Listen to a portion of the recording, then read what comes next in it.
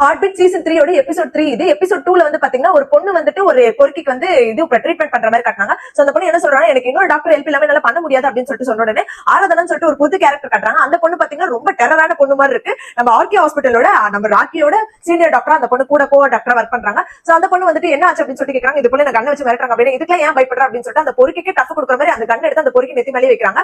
உடனே இல்ல நீ இந்த மாதிரி பண்ணிட்டே இருந்தா உங்க ஃப்ரெண்டு கிட்ட ட்ரீட்மெண்ட் இது பண்ண நேரமாகும், அப்புறம் அவங்க உயிர் தான் போகும், தேவையில்லாத வேலை பார்க்காம ஒழுங்காயிரு அப்படின்னு சொல்லிட்டு மிரட்டிட்டு போறாங்க. அதுல வெளியில வந்து அந்த பொண்ணு ஸ்ருதி, அந்த ஸ்ருதி கேரக்டர் யாருன்னு பாத்தீங்கன்னா போன சீசன் பாத்தீங்கன்னா தெரிஞ்சுக்கும், கிரணோட தங்கச்சி தான் ஸ்ருதி.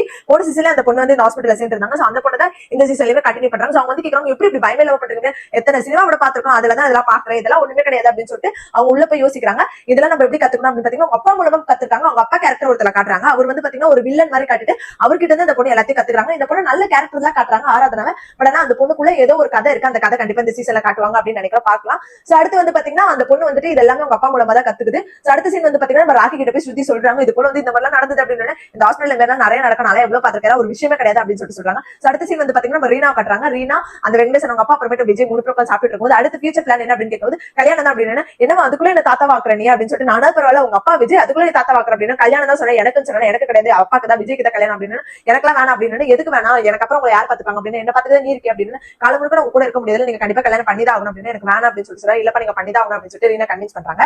சோ அடுத்து வந்து ஹாஸ்பிட்டலோட சிஓ வந்து மானசதன ஒரு புதுசா 2 பேரும் ஜாயின் பண்றதுக்காக இது பண்ணிட்டு இவங்க 2 பேரும் ஜாயின் பண்ண போறோம், ஜாயின் பண்ண வைக்க போறோம் அப்படின்னு சொல்லிட்டு சொல்றாங்க. அப்ப வந்து நம்மளோட சீஃப் டாக்டர் சரண்யா ஆல்ரெடி வந்து இங்க ரொம்ப பட்ஜெட் கம்மியா இருக்கும்னு நீங்க சொல்லிட்டு இருந்தீங்க, இப்ப வந்து புதுசா ஜாயின் பண்ணிக்கிறீங்க, இவங்களுக்கு என்ன பண்ணுவீங்க இது கொடுக்கறதுக்கு மாசம் மாசம் சம்பளத்துக்கு அப்படின்னு. இது போல வந்துட்டு புதுசா வர பேஷண்ட் எல்லாருக்கிட்டையுமே தேவையில்லாத ஸ்கேன்ஸ் எக்ஸ்ரே எல்லாம் எடுக்க சொல்லுங்க அப்படின்னு. அப்ப ராக்கி சொல்றாரு, ஏன் இந்த மாதிரி இந்த ஹாஸ்பிட்டல் பண்ணதே கிடையாது, நீங்க எதுக்கு தேவையில்லாத வேலை பண்றீங்க அப்படின்னு. எனக்கு தெரியும், நான் தான் இந்த ஹாஸ்பிட்டலோட சிஓ, நான் என்ன பண்றது எனக்கு தெரியும் அப்படின்னு சொல்லிட்டு புதுசா 2 சீனியர் டாக்டர் வந்து அவங்க இது பண்றாங்க. அந்த சீனியர் டாக்டர் ஒரு பொண்ணு நல்ல பொண்ணா இருக்கு, ஒருத்தர் வந்து மோசமான கேரக்டர் காட்டா, ரொம்ப வந்துட்டு எல்லாருமே மிரட்டுற மாதிரி இது பண்ற மாதிரி ரொம்ப மோசமான கேரக்டர்ல காட்டுறாங்க. சோ அது எப்படி கொண்டு போவாங்கன்றதால புது புது கேரக்டர்லாம் இந்த எபிசோட்ல தான் காட்டியிருக்காங்க. சோ அடுத்து வந்து பாத்தீங்கன்னா நம்ம ரீனாவோட கிரஷ் கதிரை காட்டுறாங்க. சோ கதிரும் ரீனா வந்து இன்ட்ரோடக்ஷன் ஆகிற மாதிரி காட்டுறாங்க. கதிர் வந்து டைரக்டர் ரீனா கிட்ட ப்ரப்போஸ் பண்ற மாதிரி, ரீனா வந்து ரிஜெக்ட் பண்ற மாதிரி காட்டுறாங்க.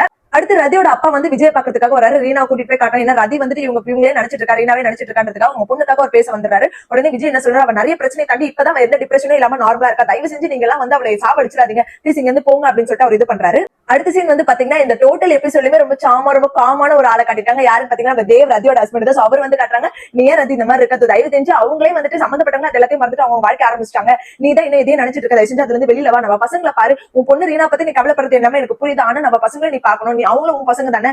தேவ் சித் 2 பேருமே வந்துட்டு ரொம்ப ஒரு மாதிரி ஆட்டிடியூட் எல்லாமே சேஞ்ச் ஆகுது, சொல்லி அவங்களுக்காக இதை நீ பண்ணிதான் ஆகணும் அப்படின்னு சொல்லிட்டு சொல்றாரு.